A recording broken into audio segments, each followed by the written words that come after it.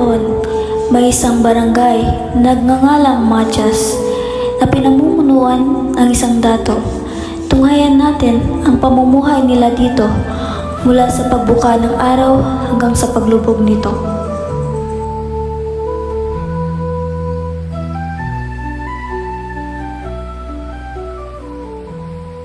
Sa paghahabi ng tela, pangingisda at pagkuha ng halamang gamot.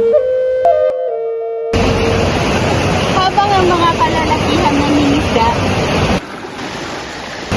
at kami naman dito ay naghahanda ng pagkain. Kalitap-tap, ano yung ginagawa? Ito ay naghahabi ng tela.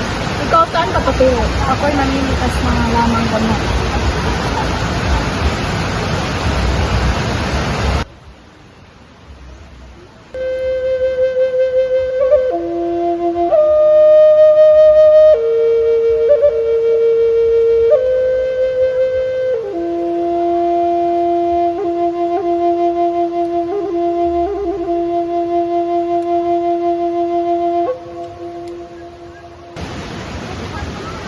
Magandang araw po, Dato.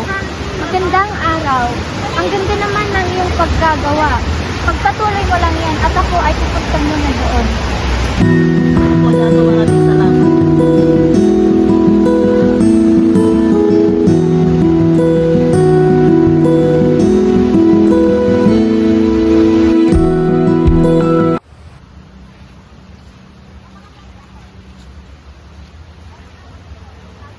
Dati, may nakita ang ating squad na may paparating na balangay, na barkong balangay.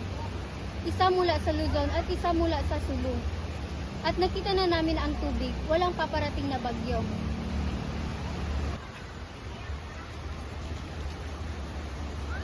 Maligayang pagdating sa aming barangay, isinuri na namin ang inyong barko.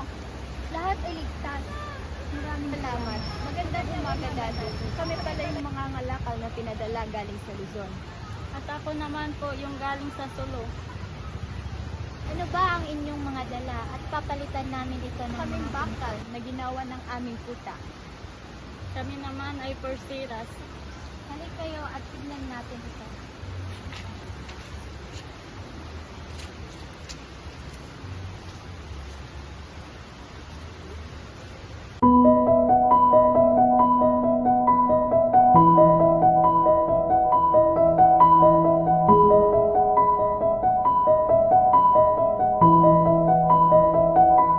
Pagkatapos lahat ng mga trabaho nila, sila ay nagtitipon-tipon at nagkakasiyahan.